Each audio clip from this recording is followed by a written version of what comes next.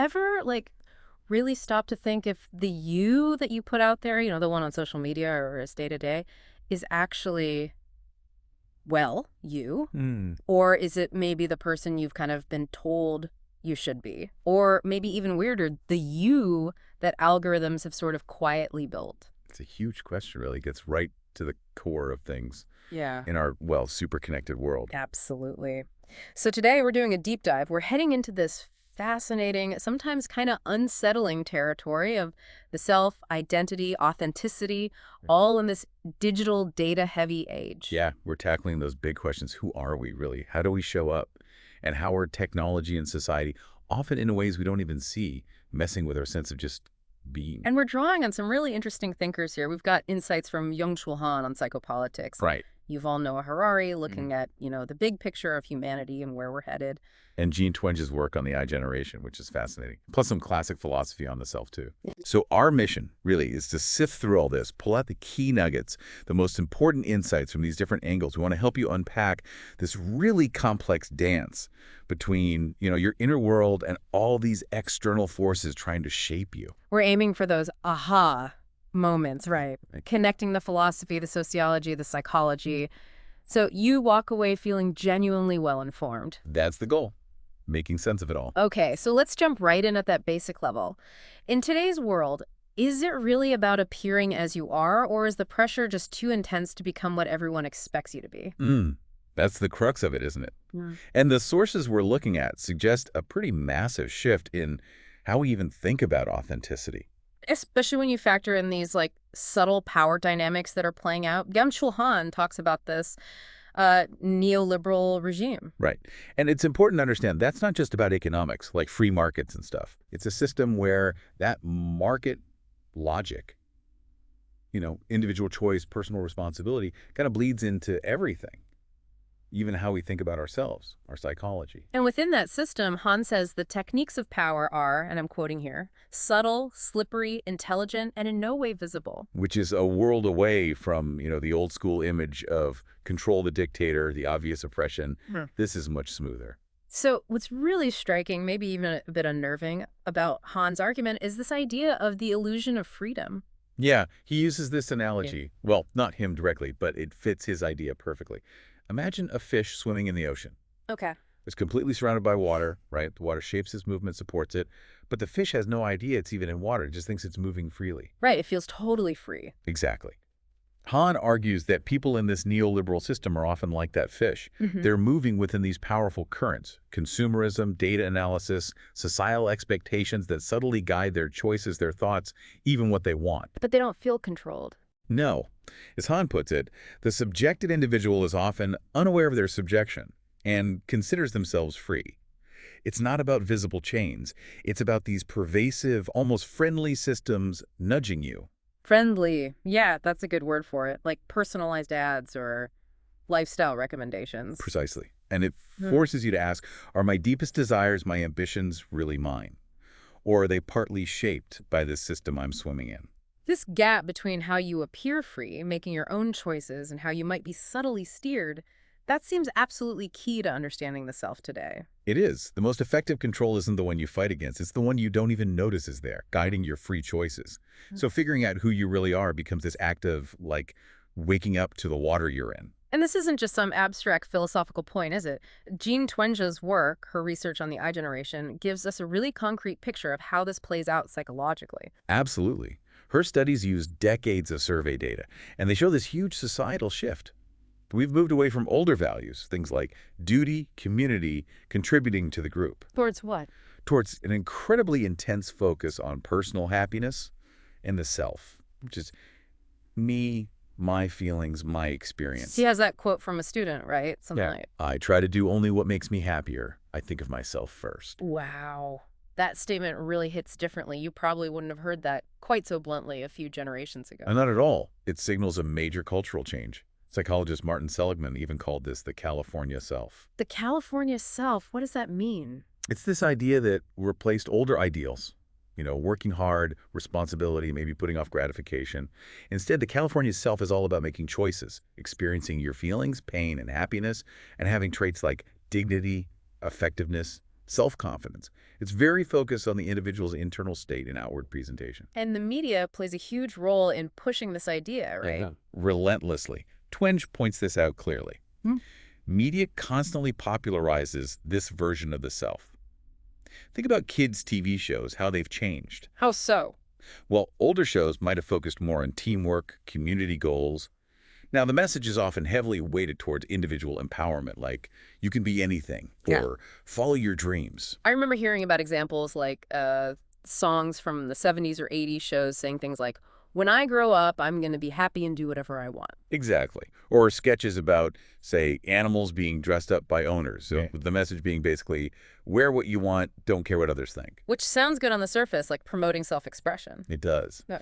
But Twenge suggests, and Han's ideas support this, that this constant emphasis on personal gratification and total autonomy, while it looks like freedom, can actually hide a deeper conditioning. Conditioning towards Towards a very specific type of individualism, often one tied to consumerism, defining yourself by what you buy, what experiences you have, how you look online. It feels empowering, maybe, but it can also feel manufactured, like you're performing the ideal self rather than discovering an authentic one. Okay, that performance idea leads straight into the digital world. How much does being on social media actually clash with, just being yourself? Yeah, that's where it gets really complicated.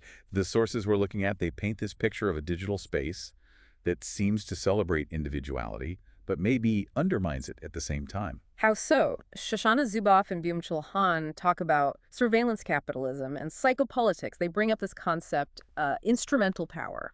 What is that exactly? Right. It's not just about watching or collecting data passively. It's much more active. They argue that states and corporations are using machine learning, using big data, not just to know things, but to, and this is their phrase, detect, predict, and even trigger automatic countermeasures when they see uncertainty or things they want to manage in society. Trigger countermeasures. That sounds intense. It is. It's a tool of psychopolitics influencing behavior and thought on a mass scale, often subtly. And the unsettling part is how deep this goes. Exactly. By collecting just unbelievable amounts of data, our clicks, likes, searches, who we talk to.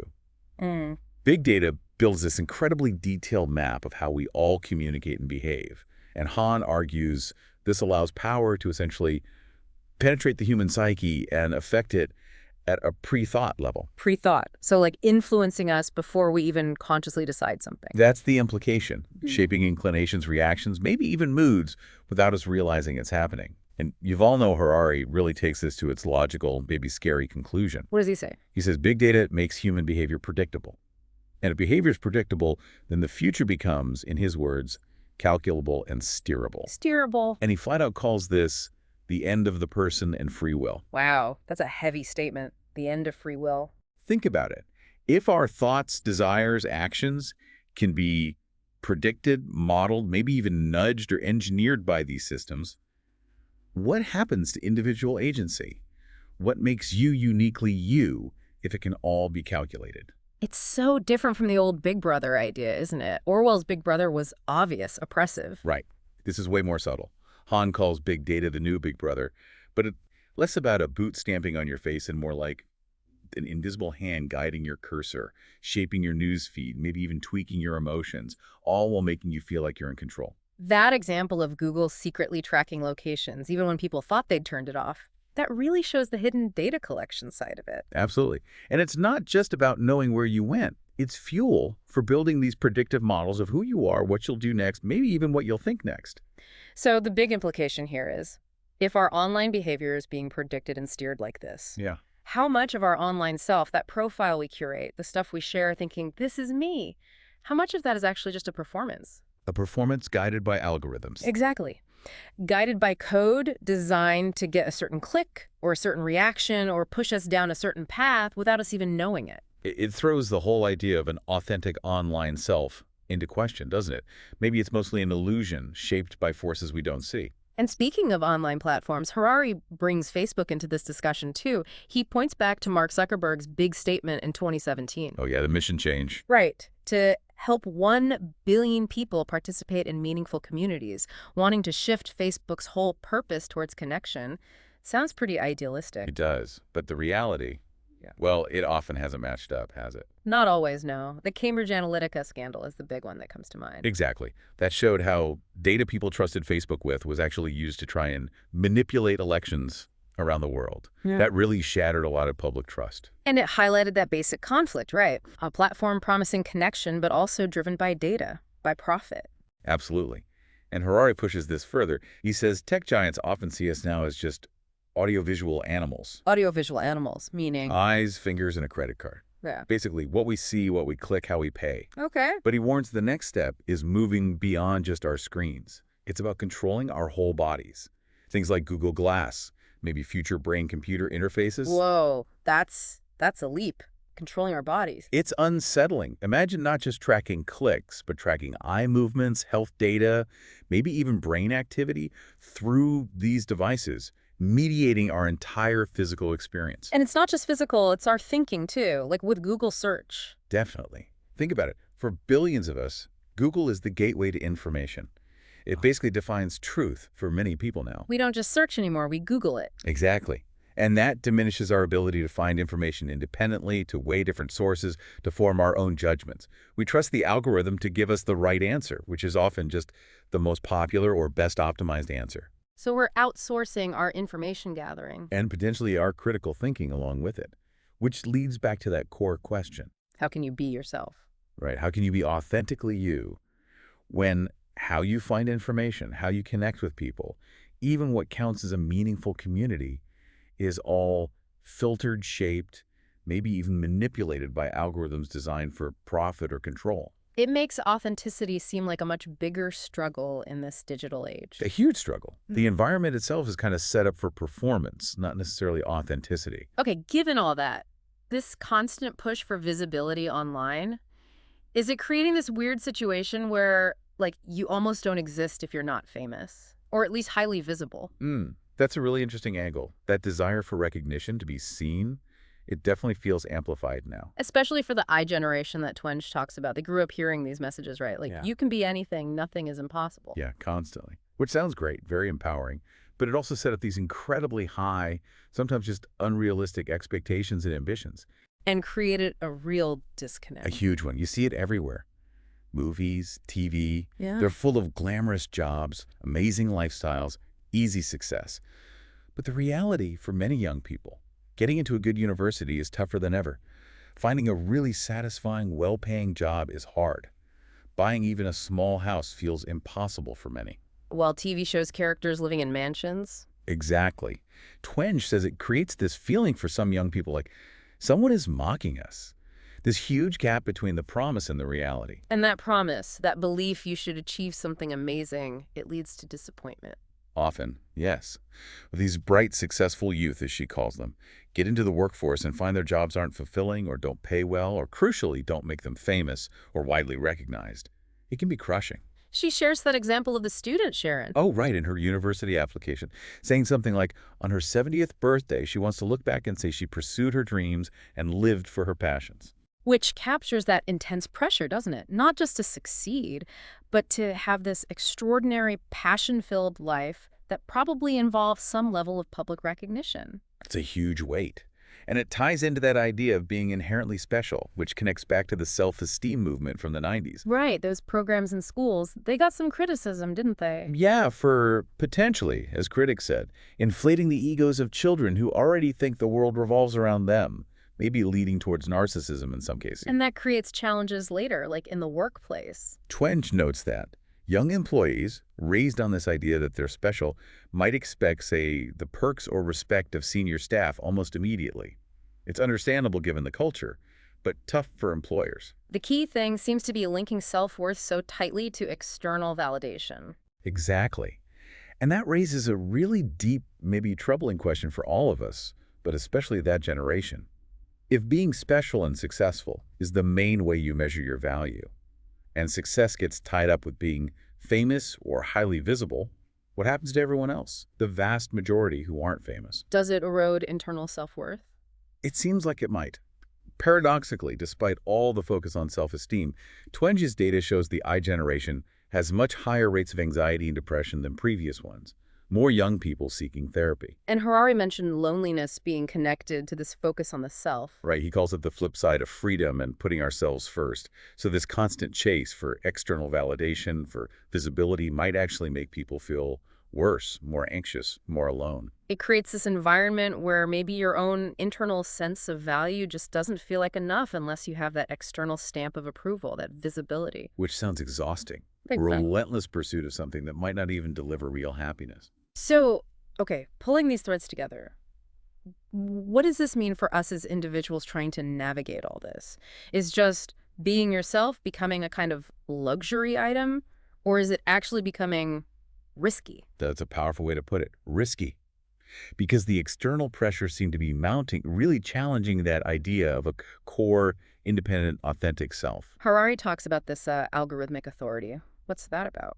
It's the idea that algorithms are becoming so sophisticated, so good at predicting and recommending, that they gain real authority in our lives, even in supposedly free societies. How? Because we start relying on them for everything, right? Maps, music, news, health tips, who to date, what to buy. And as we rely on them more, Harari suggests, we gradually lose our ability to decide for ourselves. We just trust the algorithm. That makes sense. It's just easier sometimes. It is. But Harari pushes it even further. He makes this really provocative claim that computer algorithms may soon become a better guide than human emotions. Better than our own feelings? How? Well, he challenges that romantic idea that emotions are some pure inner truth. From a biological view, he says, emotions are basically just biochemical algorithms. Biochemical algorithms. Yeah, like complex chemical processes shaped by evolution to help us survive and reproduce. They're not necessarily wise or true in some deeper sense. So if emotions are just biological algorithms and computer algorithms get really good, Then maybe the computer algorithm's a better guide sometimes. It's a radical thought. It means that inner voice we're always told to listen to might not be so reliable. why not? Harari suggests when we try to listen inwards, we don't hear one clear voice. We hear a cacophony of conflicting voices.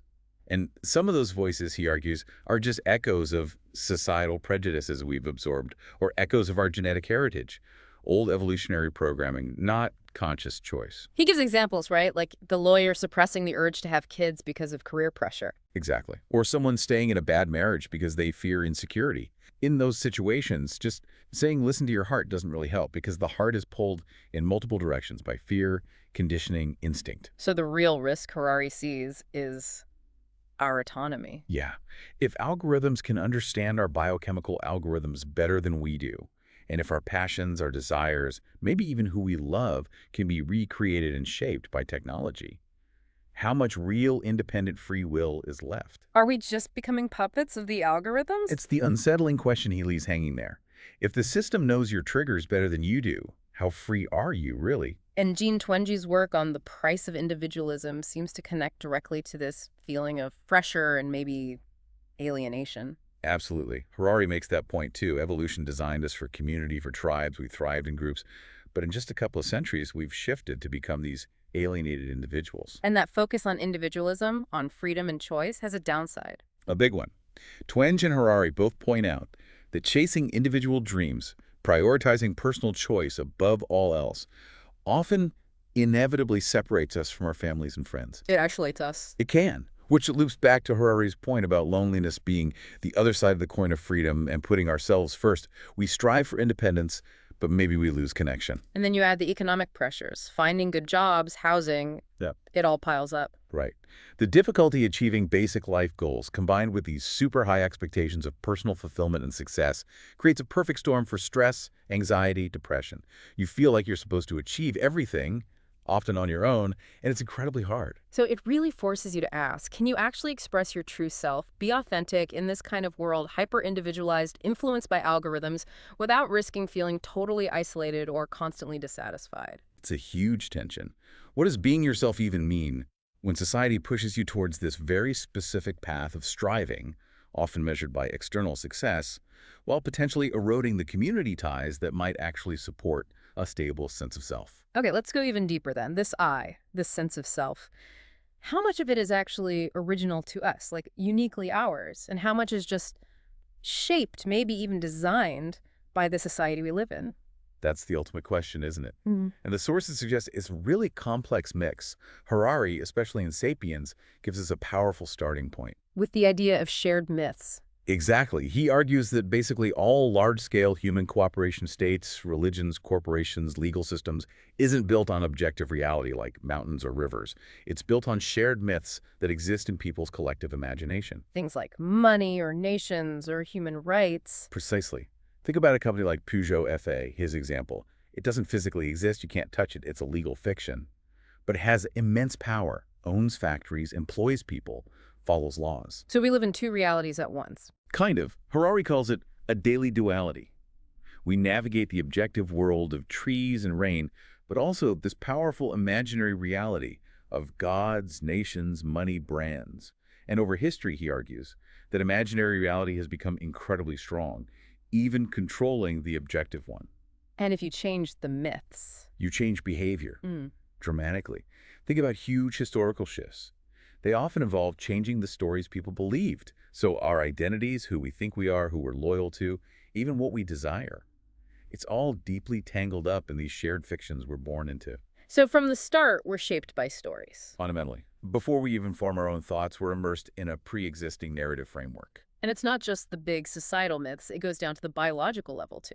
Harari argues this in Homo Deus. He does. He makes that controversial argument we touched on earlier that emotions aren't some mystical soul stuff. They're vital biochemical algorithms, products of evolution designed for survival. Which challenges the idea of a unique spiritual self.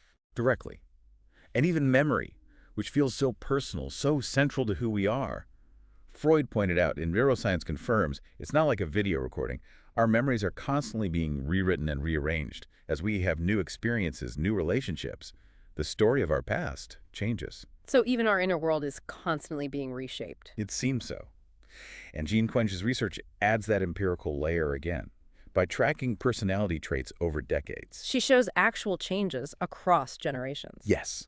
Real shifts in things like anxiety levels or that external locus of control feeling like outside forces run your life. It shows our personalities aren't fixed. They respond to the environment. Things like divorce rates, the media messages, like everything is possible, the self-esteem focus, they actually mold personality traits. Her research strongly suggests they do, contributing to everything from self-reliance to maybe self-centeredness. She even notes that kids raised with less excessive focus on them as independent little adults tend to be less self-centered. Which implies the self is incredibly malleable, constantly shaped by its surroundings. Highly responsive, yeah. Which then opens the door to these really interesting philosophical and spiritual takes on the self, which offer different ways to think about originality and shaping. Like in Islamic philosophy, the idea of the nefs. Exactly. Thinkers like Ibn Battuta talked about the nef's soul, self, psyche. He said, look, we're animals, we have animal desires, that's natural, but what makes an action truly human is using reason to resist those desires when appropriate. So the self isn't just about following impulses. It's about conscious choice, discipline. Right. It highlights this internal struggle. Authenticity isn't just letting it all hang out. It involves cultivating reason and virtue. And there's moral responsibility tied to that choice we can choose, whether to act on base desires or not. And Imam Ghazali took this further with the stages of the self? Yes, the nefs mertebulari. This implies the self isn't static. It's on a journey. It can develop, evolve, reach higher stages through introspection, effort, spiritual practice. It's a process of refinement. Ibn Battuta even had this idea of a virtuous state, an ideal society. Yeah, where people's understanding is so correct and their actions so naturally virtuous that you wouldn't even need doctors or judges because Muhabbat, this spiritual love or affinity, would prevail. That's fascinating because it links individual self-perfection directly to a harmonious society, Yeah. very different from the isolated individual goal. Completely. It suggests true self-realization isn't just about me. It's about achieving a state that contributes to collective well-being through shared virtues, a stark contrast to pure individualism. And this idea of cultivating the self, of knowing yourself, echoes in many other traditions too, right? Absolutely. Harari mentions this. Buddhism, other philosophies, Mm. they stress that real happiness comes from knowing the truth about yourself, understanding who or what you fundamentally are beneath the surface noise. And that happiness isn't about chasing external things or even fleeting emotion. No. They argue that chasing pleasure just leads to suffering because pleasure is temporary. True well-being comes from a deeper self-knowledge, independent of circumstances. It's an inward path. Which is quite different from the modern, often biochemical or external view of happiness. Very different focus. Introspection versus stimulation, essentially. But Harari doesn't just look back at tradition. He also projects forward into this idea of the postmodern self. What does that look like? It's pretty wild speculation, but thought-provoking. He imagines by, say, 2048, people might deal with incredibly fluid sexual identities, experience totally new sensory experiences through computer implants. So identity becomes much less fixed, more technologically mediated. That's the idea. He uses the dating profile example. Maybe at 25, you're heterosexual woman working in fashion. By 35, maybe it's gender indeterminate, age shifting, spends most time in the new Cosmos virtual world. Wow, our basic categories of self could just dissolve or morph. Exactly. And he even suggests that by 45, maybe things like dating and self-definition just become obsolete. Obsolete why? Because algorithms might get so good, they not only find your perfect partner or design one, but they might even surpass human creativity.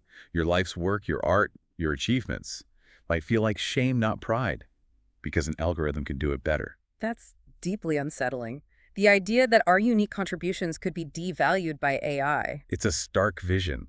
The implication is that the self becomes incredibly malleable, maybe even detached from the body, defined more by data streams and algorithms than by internal essence or human experience. Which completely upends all our traditional ideas about originality, authenticity, autonomy. Fundamentally, if algorithms are suggesting or even designing your desires, your career, your identity, what part of you is still authentically yours? Is the original self even a meaningful concept in that future? Okay, wow. So bringing this all together, what's the takeaway? We've covered a huge amount of ground here, diving deep into who we are, how we're shaped. Yeah, by forces both ancient, like shared myths, and incredibly new, like algorithms. And we've seen that this feeling of being ourselves is maybe much more complex than we think. It's this constant negotiation, right, between societal expectations, digital pressures, even our biology. Definitely. We explored that tension, wanting to be an individual, but being part of these collective stories. The drive for self-realization, but the pitfalls of self-obsession. And looking at it through philosophy, sociology, psychology, it really hammers home that the self isn't this solid thing. It's fluid, it's responsive, maybe more shaped by the outside than we like to admit. From Han's subtle psychopolitics, making us feel free while guiding us, To Twenge's I generation, chasing happiness but finding anxiety. The connections between self and society are just undeniable. It makes you reconsider if authenticity is a luxury or maybe even a risk now. and looking ahead, with algorithms potentially knowing our biochemical algorithms better than we do, maybe even shaping our feelings and futures, that question of what it means to be truly original just gets louder and more critical. It really does. It leaves us, and you listening, with a pretty provocative thought to chew on, doesn't it? In a world where our wants, our identities, maybe even our sense of purpose are increasingly being influenced, nudged, perhaps even designed by outside forces, how do we actively choose to define ourselves? How do we protect an authentic self, assuming such a thing still exists or can exist in the face of all this?